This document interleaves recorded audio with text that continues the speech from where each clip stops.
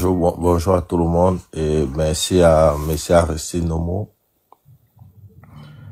Déjà, moi, Merci. j'ai pas de questions à vous poser à propos de la politique parce que je ne m'y connais déjà presque pas. C'est ma première année de m'intéresser à la politique et grâce à TikTok parce que je vis dans un pays occidental aujourd'hui.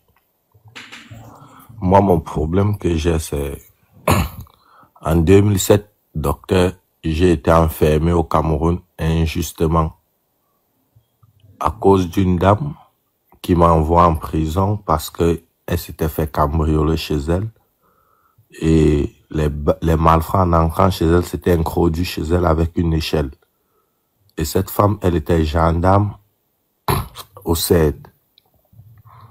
Et moi, du retour de mon football le samedi matin, j'arrive chez moi, ma maman me dit, il y a une dame qui est venue te chercher ici, qui habite à tel endroit.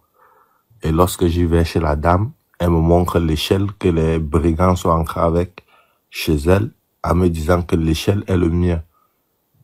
Je demande à la dame, mais comment se fait-il que l'échelle est le mien? Vous venez à peine d'arriver dans un quartier et comment vous pouviez savoir que l'échelle est le mien? Pourtant, vous ne me connaissez même pas. Jusqu'à ce qu'ils m'ont amené à la PJ. Quittant la PJ, ils m'ont envoyé en prison où j'ai été condamné à 3 mois de prison. Et après avoir passé 2 semaines de torture à la PJ, ils m'ont fouetté jusqu'à ce que j'ai chié sur moi. À la police de la PJ. C'est comme ça, depuis ma sortie, j'ai pris la route de l'aventure. Moi, de base, j'étais un commerçant. J'ai pas fait assez d'études. Moi, je me débrouillais dans la sauvette au Cameroun. Jamais je n'ai été inculqué pour vol ou bien accusé. Je n'ai aucune plainte dans un commissariat ou une gendarmerie au Cameroun.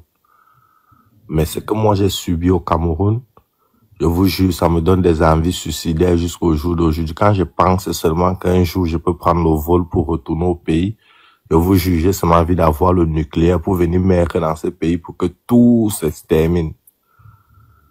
Et lorsque je vois encore la barbarie qui se vit aujourd'hui avec le professeur Maurice Kamto, qui est un intellectuel, je comprends que les gens comme moi, nous n'avons pas de place dans ce pays. Et vu que nous sommes Camerounais, lorsque moi aujourd'hui, de l'endroit où je me trouve en Europe, avec tous les risques que j'ai traversés pour me retrouver ici, en abandonnant ma famille, mes frères, mes sœurs, mes voisins et tout, sans vous mentir, j'ai la haine. J'ai la haine des autorités camerounaises. Je ne sais plus à qui faire confiance dans ce pays. Ce pays m'a tout volé, ils m'ont tout arraché. Moi, je faisais ma sauvette au pays. Je vivais ma petite vie, je ne demandais rien à personne.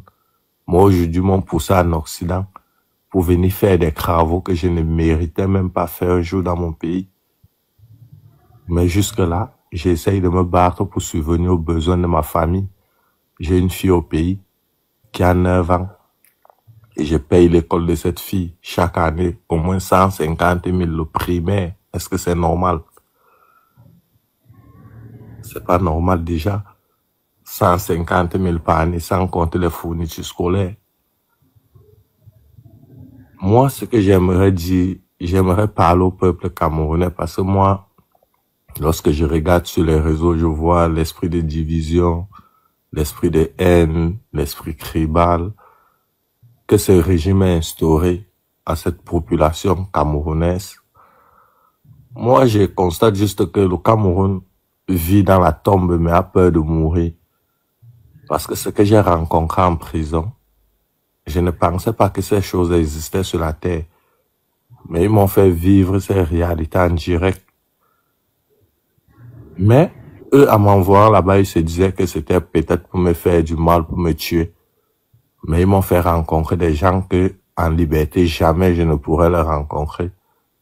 Ils m'ont fait comprendre des commentaires, des conversations que jamais, en liberté, je ne pouvais comprendre dans ma vie. Mais aujourd'hui, j'ai pris le choix de quitter ce pays parce que je ne voulais pas faire payer ça aux gens qui ne méritaient pas.